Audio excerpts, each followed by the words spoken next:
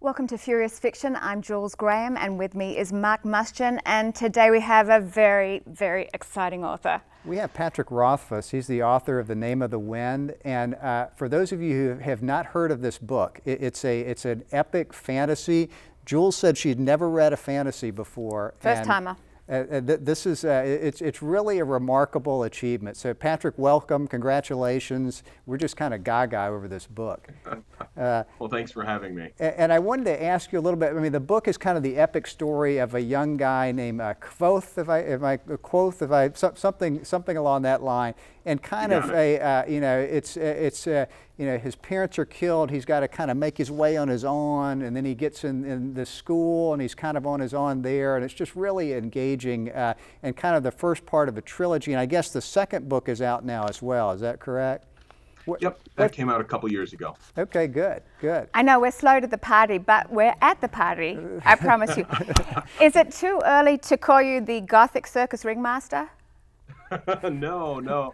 I'm actually really looking. I'm assuming you're talking about Lauren's photo shoot that we're going to do. But yeah, I'm looking forward to that.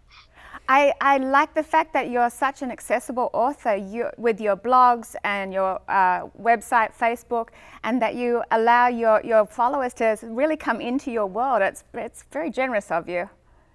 A lot of it has to do with the fact that I live under a policy of full disclosure. I have very few filters in my regular life, and that's kind of how I've ended up living my professional life as well. So I kind of overshare, honestly.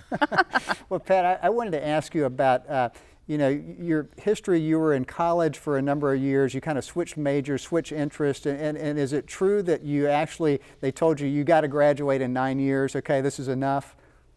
Well, I was undeclared for 3 years, and I was going to be a psychology major. I was going to be effectively a chemical engineer for a while, and and eventually, and then I just said, I'll just take whatever classes seem interesting, and eventually, the head of the English department brought me in and said, You've got to graduate.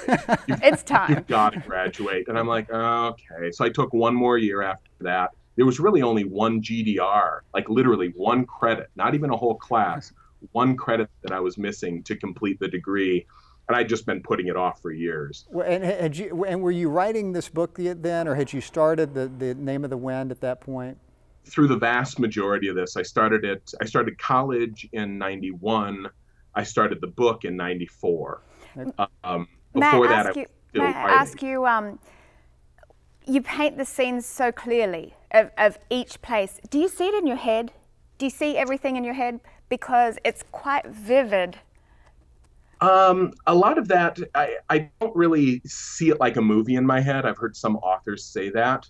I think a lot of it is I'm very, very careful with my language, like almost clinically obsessive about my language. But you don't mind if things are messy, though. You had said that, the valley of the narrative, and you don't mind if there are sort of some loose ends here and there because it makes it more real.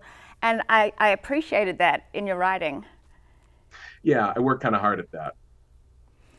Did you ever, Patrick, during this kind of long gestation period, did you ever have doubts that this would ever happen, that you'd ever get this done? Or did you always kind of know, yeah, this is going to go?